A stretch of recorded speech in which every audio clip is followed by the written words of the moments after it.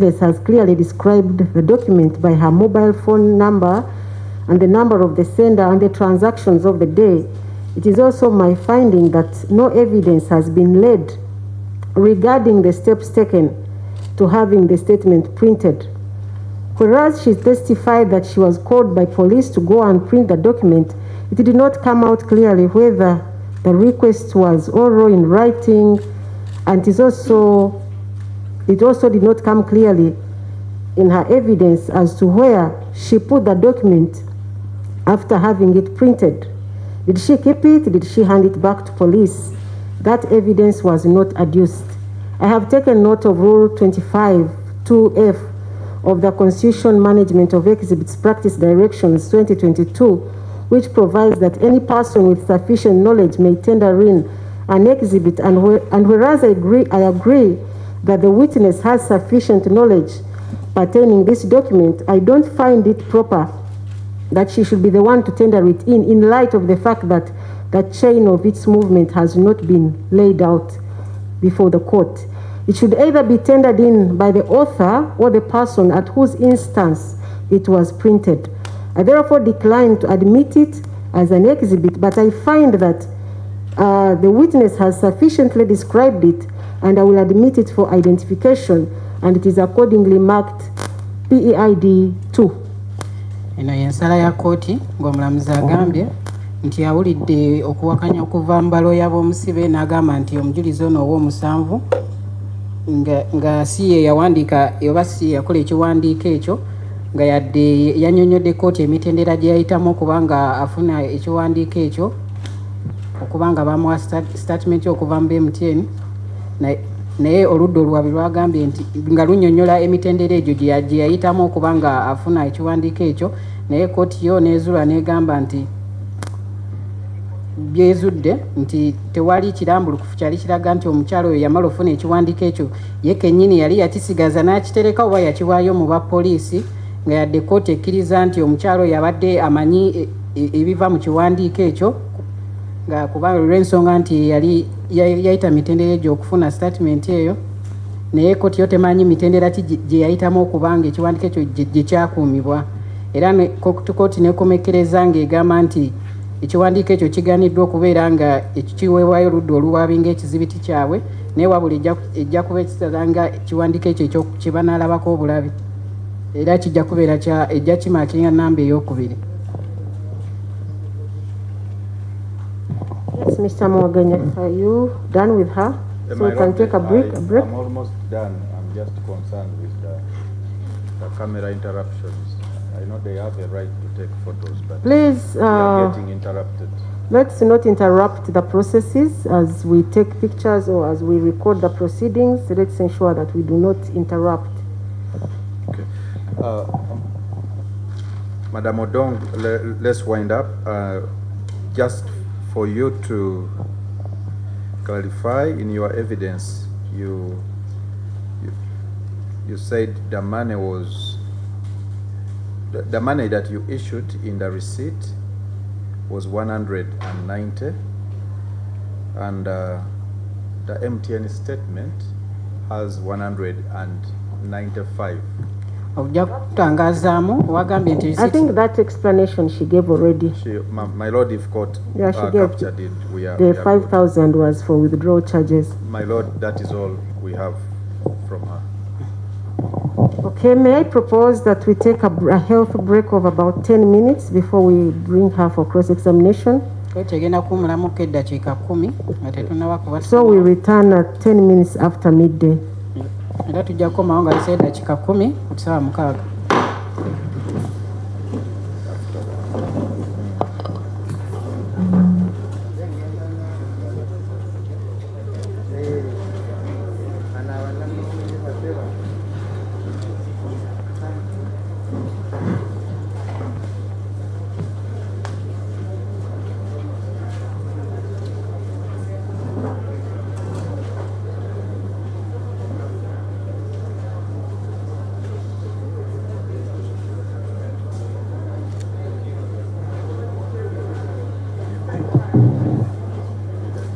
Takes the original and we remain with the duplicate.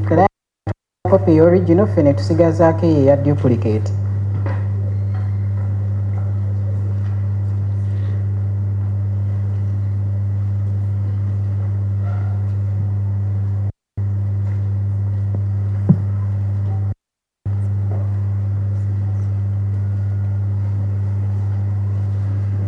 So before I forget, you told this court that the total enrollment in your school has 48 vulnerable and 18 in daycare.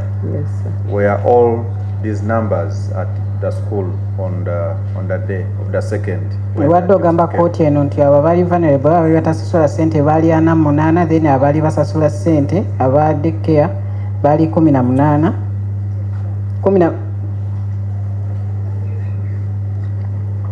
On that day, they were not all there. Yes.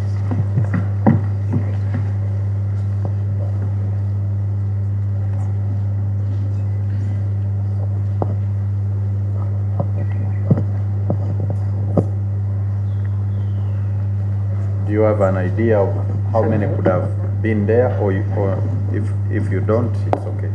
I have an idea. How many were there? Baali bameka? The vulnerable were, Second. on second, the vulnerable children were 28. Abaali vulnerable baali batasasula ssente baali 28. While the daycare was 16. Then abo abaali aba daycare abo abaali basasula ssente baali 16.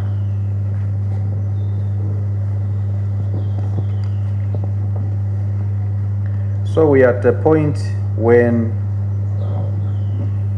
accused has paid money, Phoebe has written the receipt under your instructions.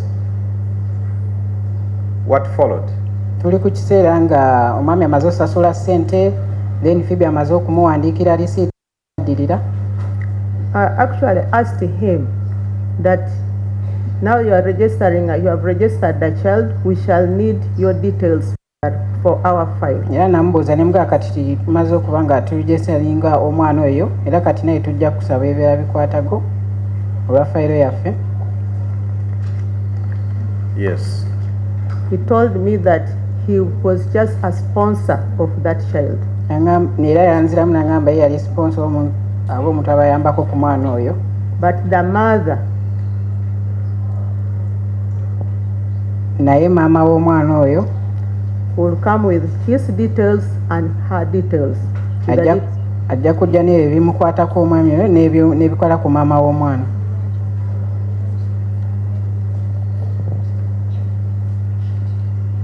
Yes. On Tuesday. Ku lunaku olwokubiri.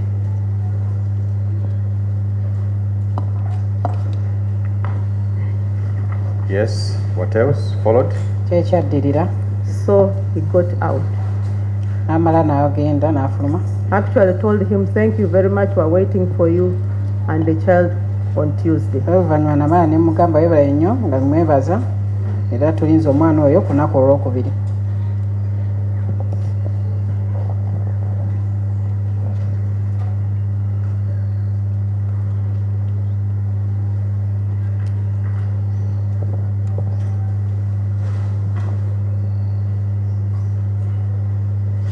Okay, what followed? So he got out, and I also went back to start doing what I was doing because they entered the office when I was typing some things on the computer. Yamala n'afuluma nange nenzayo nenzira ku mirimu gye nali nkola kubanga we yayingirira nali nange n'emirimu gye nkola ku computer.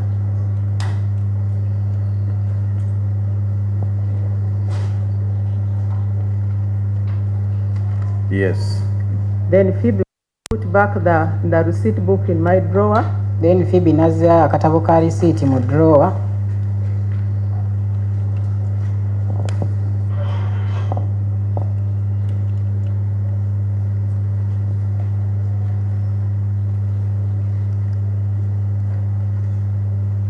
Yes. And she was now getting out to go because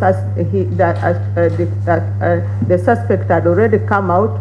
So she was also coming now to open for him the gate. Kubanga suspect already yali amaze okufuluma era nga yali naye Phoebe afuluma kubanga agenda okubanga amuggulira gate.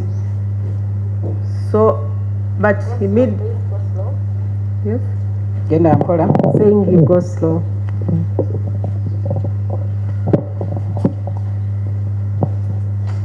So you say Phoebe also got out to open the gate? Wagambye ati ne Phoebe naye yafuluma kubanga agenda okubanga aggulira omwami oyo gate.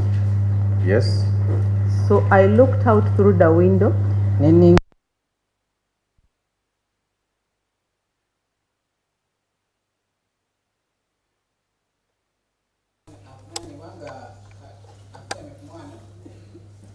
So I made noise and then people were so saying, what are you doing on our children? Because we actually thought. Miss Annette, please repeat that. You looked through the window. What did you see? I looked through the window and I saw him on the child. He was bending in the child. The child was under him.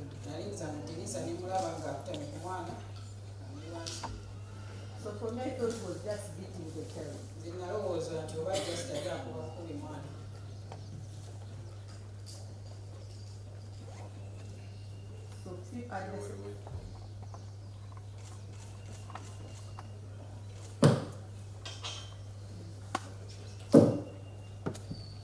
So at that same time, Phoebe had also seen what was doing.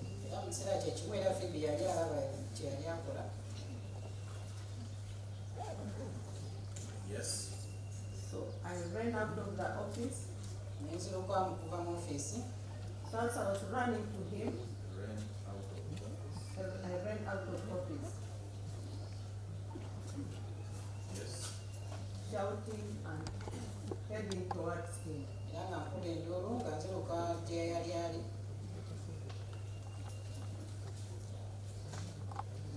Yes. So he stood up and left the child who was lying down.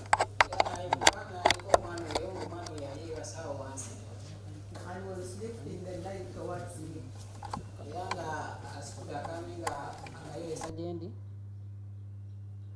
With open eyes. So now what? Now Phoebe, I will keep prompting you. I mean Annette. Okay. I'll keep prompting you. So just be patient with our speed. So you say he lifted the knife. I ran away. Lifted the knife towards me. Yes. Then I ran away. Ran away to where? I ran towards the corner because that is facing now where the church, where the guards are.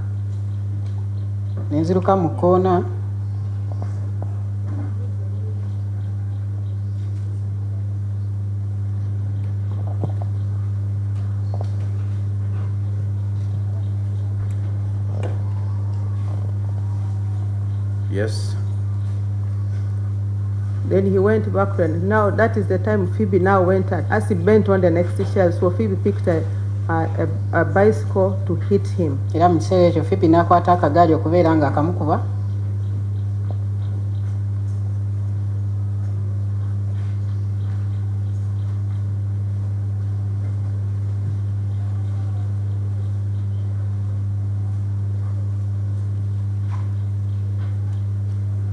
Yes.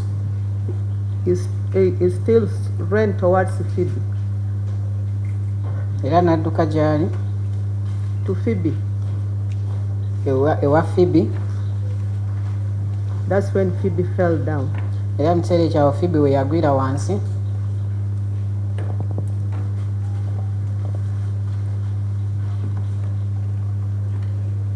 When Phoebe fell down, he ran back to the children. Then Phoebe but I kept on making noise.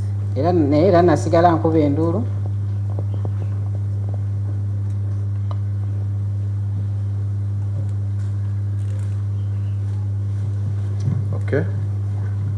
Proceed. Then Phoebe still picked another bicycle and hit him. That's when now he jumped and wanted to cut Phoebe. Kati awo ekiseera bwe yabuuka ng'ayagala okubeera ng'asala Phoebe oba ng'amutema.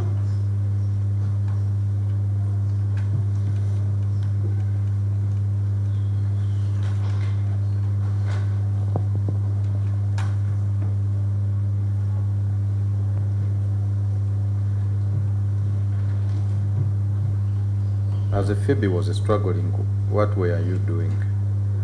I was alarming. Another colleague came, Nora, we were all alarming and Bibali bekubira enduulu ne yali akola naye era yali akuba enduulu until the rescuers came. paka abantu abaali bataase be bajja.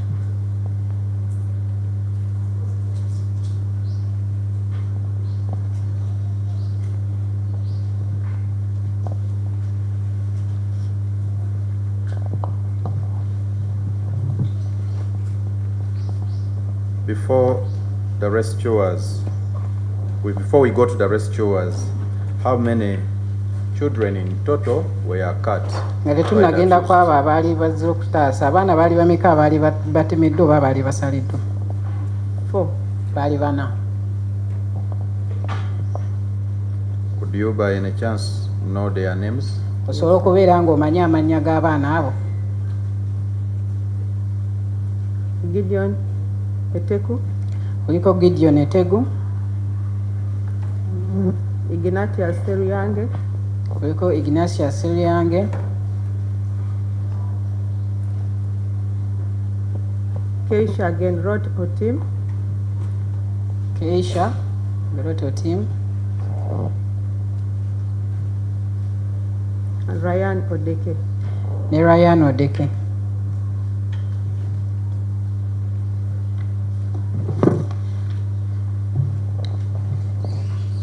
So you say rescuers came. Who were these rescuers? Ogambye abaali bazze okutaasa bajja baali bantu kyabo. The first one who entered was Silas Bukenya. Eyasooka okuyingira yali Silas Bukenya.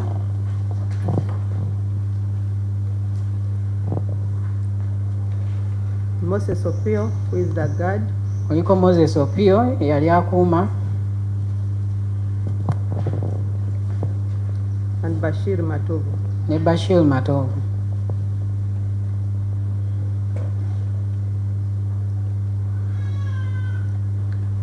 What happened as when the rescuers came? Ki ekyatuukawo abo abaali bazze okutaasa nga bazze? They got hold of him. Basobola okubeera nga bamukwata.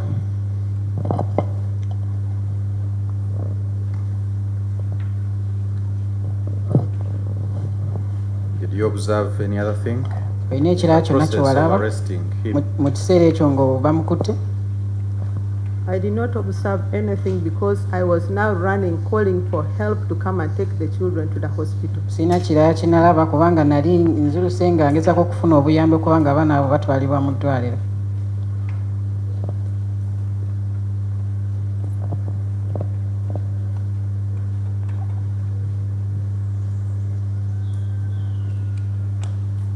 Did you get the help? Yes. Wafuna obuyambi obwo? Yes, sir. Nti ye. Tell court how? Kooti ginnyonnyole wabufuna otya? The nearest person there with the car was Auntie Harriet. Omuntu yali okumpi awo yalinawo emmotoka yali Auntie Harriet. So she came and parked at the gate. Era yajja n'apaakinga awo ku gate. The car was Auntie.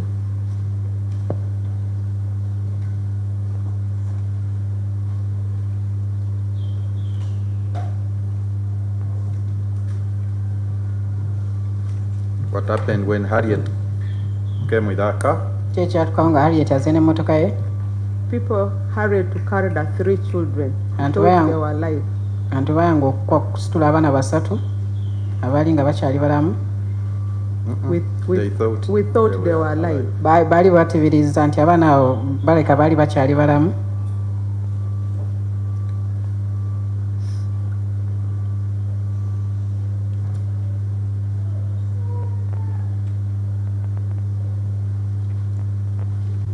Yes. So one was not taken to the hospital because that one was, it all showed sign that she had died. Omu ye teyatwalibwa kuba ye already yali alabikirawo nti ye alabika yali amaze okuba nga afudde.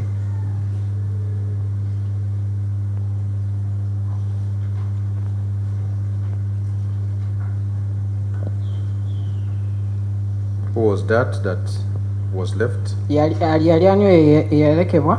Ryan Odeke. Yali Ryan Odeke.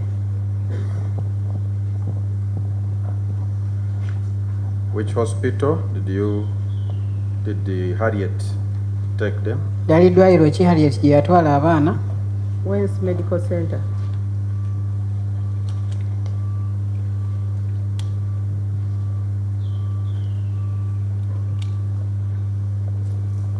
What followed? Ki ekyaddirira? The police arrived. Poliisi nemala neetuuka. Other than police and Silas Silas, the guard Moses and Matovu brought him to the Askari's offices and locked him there before the police arrived. Silas ne wagaade bamukwata ne babaako we bamusibira nga poliisi tennaba kubaako ng'etuuka.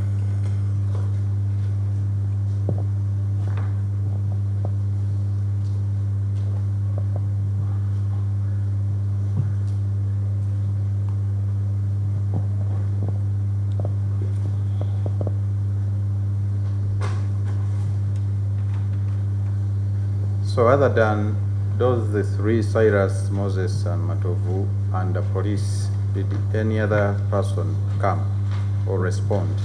Waliwo omuntu omulala yenna eyajja. The people from the community had already also arrived. Nti abantu abalala ku kyalo bali nabo already baali bamaze okuba nga batuuse.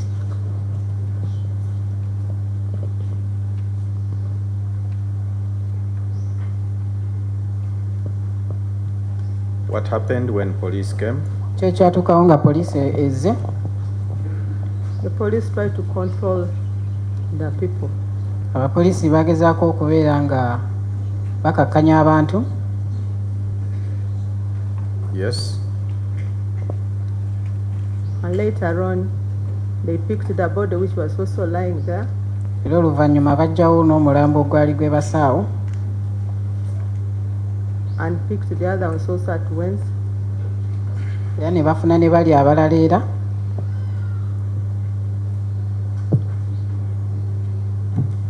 Yes. Janet, did you go with them to pick the bodies at the hospital? Wagenda nabo okufuna emiryango egy'abaana abo ku ddwaliro? No, one of us went with them.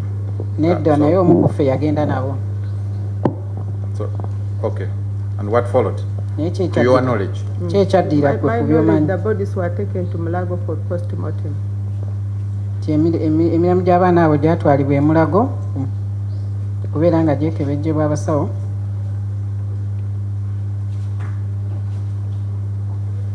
What followed? Ki ekyaddirira?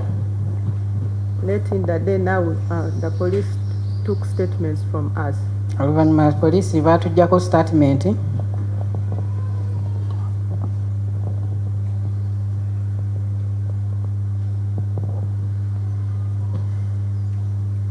So other than police taking a statement from you on that day, what else? Oggyeko poliisi Did the police okuggyako statement ku require lunaku any olwo. other thing from you? Waliwo ekirala poliisi kye yakusaba? First of all, the police came and closed the place. The scene. Poliisi yajja n'eggala ekifo ekyo. Other than that? Ate ekirala? They checked my phone to confirm whether I received the message from the suspect. Ne bakebera essimu yange okukakasa nti oba nali nfunye essente ezo okuva ku suspect.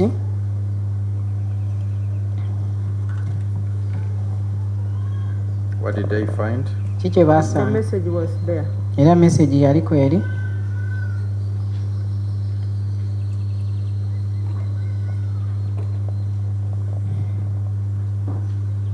What else?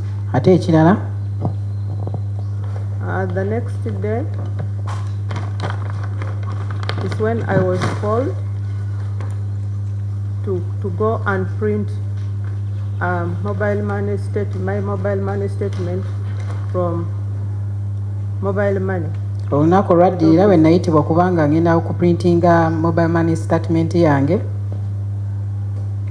Which I did. Era kye nakola. Where did you print your mobile money statement from? wagiprintingirawo eyo statement eyo eya mobile money? It was from Nkrumah Road. Wagiprintinga ku Nkrumah Road? Nkrumah Road, which place? Nkrumah Road esangibwa? In town. Mu town. MTN offices. Mu town ku offices z'aba MTN.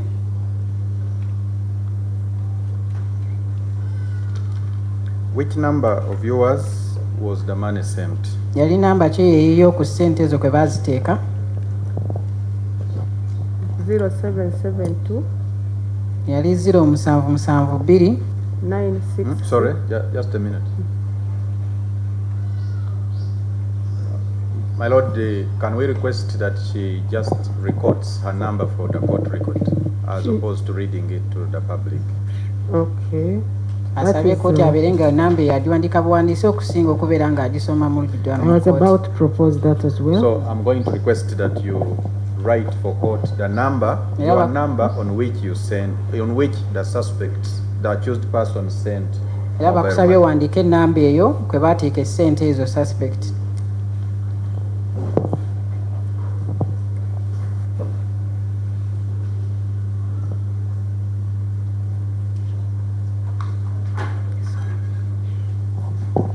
Begin by showing it to the prosecution, to them, and then to the assessors, and lastly to the court.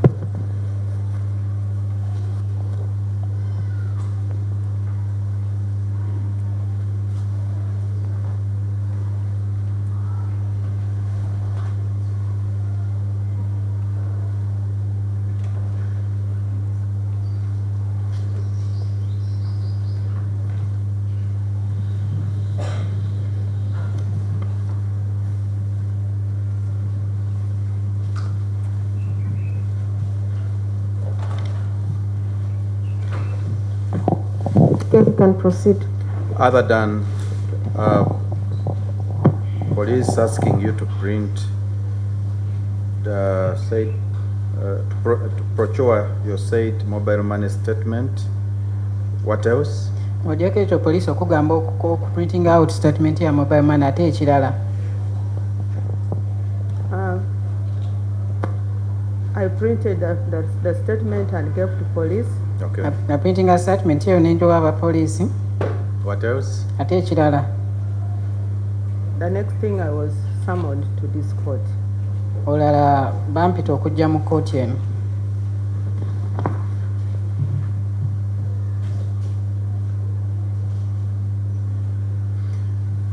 You talked about the receipt that you issued. Did the police require any information about that item? Wayogedde ku receipt gye mwawaayo. Poliisi yabaako kyekubuza ku receipt eyo? Yes, they asked me for the booklet. Tiye bansaba akatabo ako.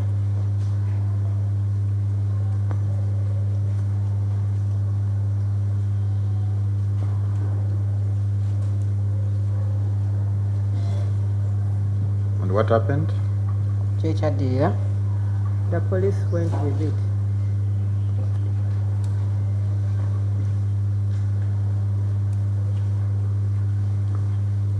So if I showed you the receipt book and mobile money print that you handed to the police, are you in position to recognize? Nti waakuwa akatabo ako aka receipt n'eyo ebya print gye wafuluma ey'aba MTN osobola okubeera ng'obitegeera? Yes, sir. Tiye? How? Otya? Beginning with the mobile money? Ng'otandise ne statement ya mobile money? The date, nti nga kuliko ennaku z'omwezi, the amount, n'omuwendo gwa ssente, and the name of the sender. n'erinnya ly'omuntu oyo yaweereza ssente ezo.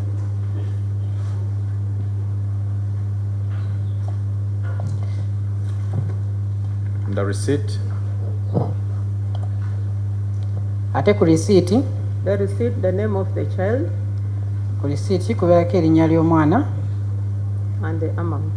n'omuwendo gwa ssente.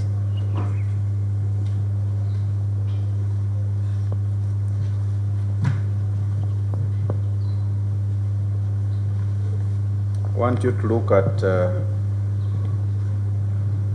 two items